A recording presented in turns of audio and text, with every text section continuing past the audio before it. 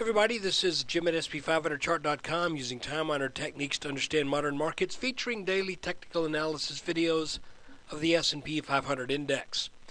I need to remind you that the website and the video are for educational purposes only. Nothing stated at the site or in this video is intended to be used as investment advice. I can draw lines on charts, but you have to draw your own conclusions from your own research and make investment decisions that are suitable for your personal financial situation. I'm not a licensed financial professional, just a guy that draws lines on charts. Okay, we're starting out with the S&P 500, and I have a line that I've omitted from this chart, and because I want to show you why I omitted it. And the reason is because sometimes charts give you sometimes charts will give you a couple of different ways you can draw a line that can radically alter what you're expecting to happen. It's not unlike, oh, by the way, when I went to a high school in DeKalb County, Georgia, right outside of Atlanta. Actually, I think I was in the Atlanta city limits. Maybe not. We were the only high school in the state where you could take Chinese as a language. And I didn't take Chinese. I took French, which means instead of not learning Chinese, I didn't learn French. But Chinese, I understand. Inflection is everything. You can say the same sounding kind of thing one way, and it has one meaning, but if you change the inflection just a little bit, it has another meaning. And that's kind of what I'm talking about here in this chart. Here, we've been looking at this, at what had been kind of a rising wedge, kind of a pattern that at one point dropped out of the wedge, and then it got back into the pattern, made this little rising wedge here, broke down here, back tested that, also ended up back testing the broken neckline from a fairly small triple top pattern. And now, today, we pretty much were expecting some weakness, and we got the weakness. The question now is, as I draw the counterpart to this line right here, I want to show you why I'm drawing this brand new. Because we can draw this from this bottom, let this float above it a bit, hit this bottom right here, and then also this lines up with something of technical significance here when it made the first failed back test before getting back into the pattern. If we do that, then we end up with today's action taking us down to that line, and I'm going to make it blue again because that's kind of been our traditional color. That means this pattern today got tagged on the bottom line, and sort of in a something of a wedge shape, broke out over that, and then ended the day over this line. Okay? That's one interpretation. Now let's go back. Let me go to a 15-minute. Let's go back, and let's say we're not using this line. This is the starting point. Let's say we're using the first reactive move. Come on, come to daddy. Okay. Well, we're still good with that. We're still over that line. As a matter of fact, this gives us a little bit more of a parallel channel and a little bit more room underneath it. All right? But let's say we put this back on this first low, and then we use the second low and let this fall a little underneath it. You see what I'm saying? So you can draw this line in a few different places. This is about the average and that's, I believe, about where I had it on the working chart for yesterday. And if that is the correct place, then you can see we temporarily got underneath that line, but then recovered over the top of it. Now, this is a really interesting chart here, guys, because we also have what may be a head and shoulders right here, which, if it acts as a head and shoulders,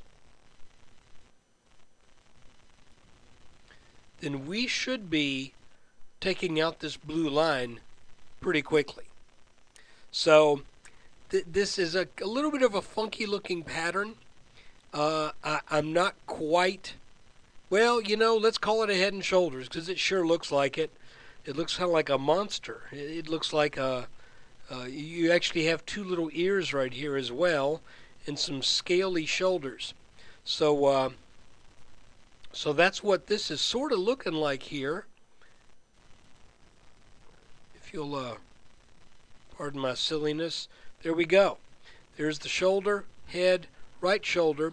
But let's see if this break underneath this line, which was only by a few points, if that is enough to really make this act like a head and shoulders, or will we possibly recover and then get back into this pattern tomorrow, as sort of indicated by this wedge that we formed all day long today. And again, where we draw this line is a little bit open to interpretation. I mean, this is technically where the head would be, but if you go back to this low, and then this whole little series of lows here, that lines up with exactly where we bounced today. So that's what I was talking about. Sometimes charts, you just look at them and you say, it's a little bit take your pick.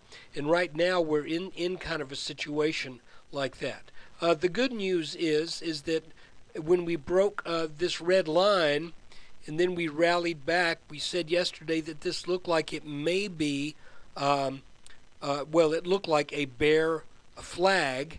But in all honesty, I did mention that we could start the day with a push up to try to back test that red line. We did not. It immediately broke down out of that flag. So if you're a day trader, you would have probably sold short right here, right when it returned to just a hair over 1400 in the middle of the morning, and you would have made some decent gains on that trade. So let's keep an eye on it for tomorrow. Let's see if this line holds, or if this, let me check that. Let's see if this line breaks, which if it does, would be setting up a move to at least 1372, possibly to also come down and challenge this neckline of a larger potential, I got to go to hourly chart, of a larger potential head and shoulders right here. So right now we need to watch that blue line. If it holds, we may very well bounce up and come back up over the 1400s and tag this top blue line again, at which point I think it probably turned back down. But if it breaks, then we are going to be heading down to the low 1370s as a minimum target from our little monstrous, strange-looking head and shoulders pattern, which I think you got to read it as such for right now. So look, and let me reiterate, this little break right here wasn't huge. You could see it, but by the way, it definitely had a, quote, break shape to it, if you know what I mean. You could see how the market was just kind of gingerly treading, came here, bounced up. Then when it broke, within just a few candles on the 2-minute chart, the S&P gave up, not a ton, but gave up about 4 points or so real quickly. And but all of this trading today was in the shape of a wedge, which in itself kind of indicates that we may bounce off this line tomorrow. So what do? We keep this line in mind. If tomorrow starts out and we get back over this, let's say we get back over this little yellow line right here, then we're likely heading on back up to test the this blue line again. But if this breaks, this blue line here, and we break it by a decent margin, say, 4 or 5 points. If we get underneath this level right here where we were today, which was at, come to daddy, 1388. Let's say if 1387 breaks, then I think we are likely heading on down to the low 1370s. Look, thanks for watching the video, and if you are, thanks for being a subscriber. Take care.